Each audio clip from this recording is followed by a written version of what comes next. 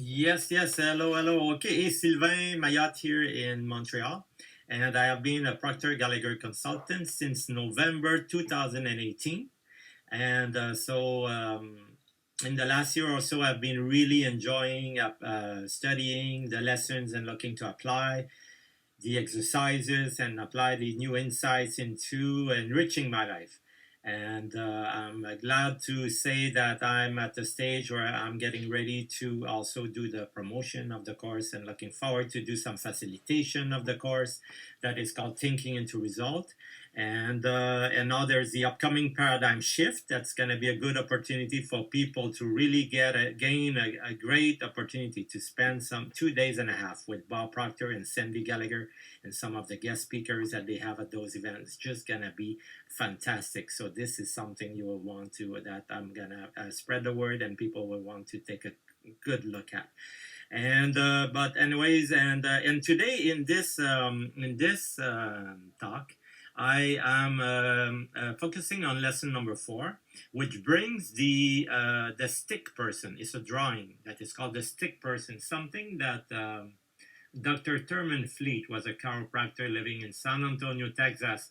And in 1934, imagine, that's a while back, but he realized that people were attempting to receive help through chiropractic treatments and various treatments, and even psychiatrists and all sorts of healers are trying to provide help. But oftentimes, a person may be sick partly because of what goes on in their mind, and this is something that there's been more and more research into that, obviously. And we know that there is our conscious mind and there is the subconscious mind, and it's important to realize that what goes on in our subconscious mind has a big impact in how we approach things, because a lot of what we do is very habitual, and we oftentimes where our conscious mind is hooked up to our five senses. We seeing, hearing, smelling, tasting, touching. Oftentimes we look at current results and we say, well, this is the way things are. And we look at it, we see the evidence, and we are tempted to judge by appearances. Exactly what old scriptures told us to try not to do. Why? Because it's possible, instead of looking at current results saying, well, this is the way it is, this is the way it's going to be, we can originate thought and use our imagination. We can know, you know what? How could I improve this situation? What could be done? What if we start to believe and act in the spirit of some greater good, and start to help to bring it about? And then what we see is that current results is more or less a reflection of past, what went on in the past and perhaps up until now. But as we take time to dream and to really clarify, what am I about and what do I truly want? What can I do that would be a blessing in my own life and in the life of the people I care about? How could I exercise and develop my talents and make a worthwhile contribution and feel that joy that comes when I know that I'm on purpose with exercising my skills and talents, and expressing caringly as best as I can. And that's the heart of living. And we gonna look at how the stick person helped Mr. Bob Proctor at a time when he had really made some big changes in his life after being introduced to the book Think and Grow Rich by Earl Nightingale. And also, Bob Proctor was a student of Earl Nightingale and Napoleon Hill. And as Bob had taken to heart those teachings, and as he became clear about a desire to do better in his life, to really generate more prosperity for himself, and he became goal oriented, and he started to act according to an image of providing better services to others, and encouraging others to join him in his vision. And he really, his life really changed. And then it was starting what really happened.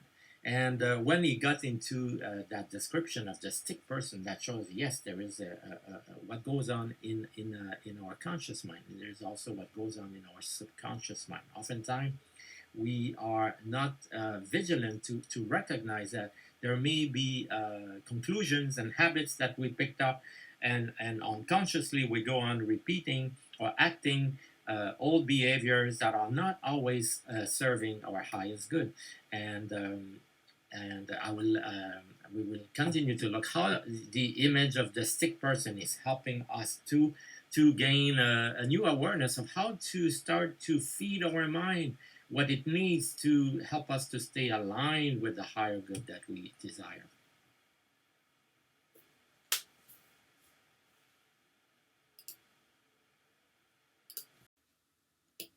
As we clarify a sense of what is valuable for us, as we know we can make a difference, we have talents that we can find great pleasure in exercising and developing those talents. And as we get in touch with worthwhile goals and being a difference maker in our own family, to be a bringer of peace and loving care and words of encouragement, we learn that's another one of the lessons in Think and Grow Rich that we'll see a bit later, is that there is the opportunity to develop the habit to seek to tune in to the people in our life and treat them as a very important people that they are, and be a reminder of the great potential that is in everyone. So we learn to be forgiving, we learn to be appreciative of the qualities we see in others, and we can maturely go so much further when we go together. We become a person that sets those goals to be a meaningful presence of caring and love in our relationship, and to bring an awareness of new talents, and we can bring mindfulness and caring in our contributions, and we can choose to make those contributions willingly. We can choose to embrace our responsibilities even as we reorient our life and choose to pursue worthwhile goals. And every time when we take steps in the direction of those worthwhile goals, we gain momentum, we gain a sense of confidence because we see better and better results. And even though there's going to be obstacles, we learn, we can train ourselves to know that everything works for the highest good. And at times, if we reach out in goodwill and a particular person is not receptive at that time, it's all right. It's fine. We can respect that. And maybe another day we can go back with goodwill, and that would be a better day to connect. But we know that we need not connect at the same level with everyone, but we can certainly connect meaningfully with several people in our life. And it is up for us to give energy to developing meaningful relationships, developing our talents, including communication skills, including being emotionally aware of the impact that we have and choosing that impact to be increasingly positive.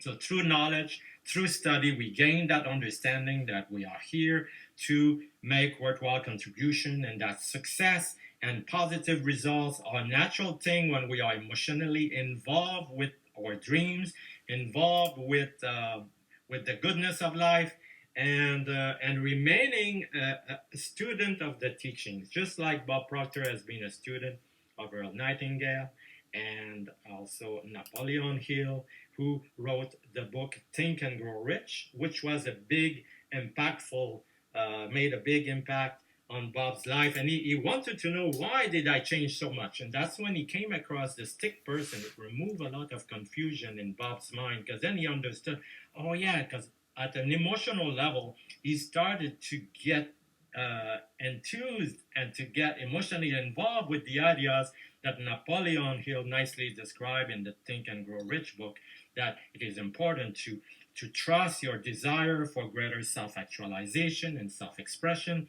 trust the desire to develop then the higher faculties, to be in touch with the inspiration, to be in touch with the imagination, to see how something could be done, instead of thinking of how the challenge is so big and doubting our ability. We learn to become very resourceful. And that was something Bob learned to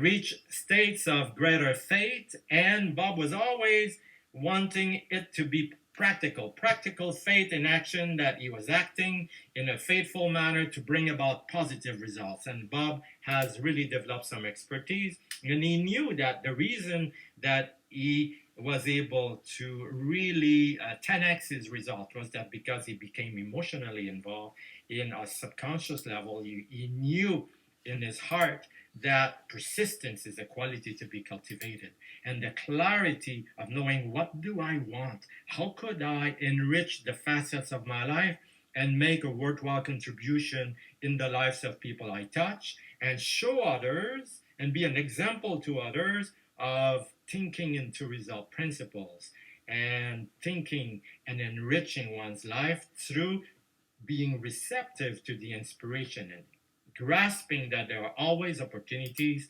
to continue to grow and blossom, just like the flowers is always blossoming and creating new flowers as much as it can. It will pick up every nutrient from the ground. It will pick up every ray of sunshine and everything that it needs to continue to produce flowers. Likewise, each human being is able to tap into their own vision and their own sense of what am I about? What do I want? And really to honor that part of us, that desire from within, that is a sincere desire to express something good in our own unique way. And when we get in touch with that, we can cherish that, start to choose activities and environment that are congruent and in harmony with that vision, and we start to move in the direction of making that vision happen.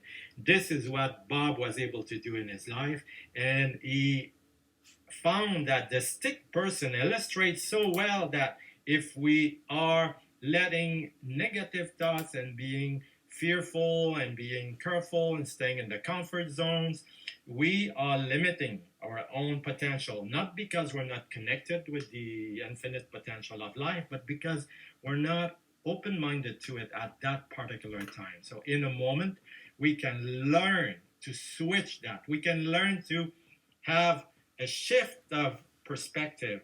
Bob calls it a paradigm shift, and that changes everything.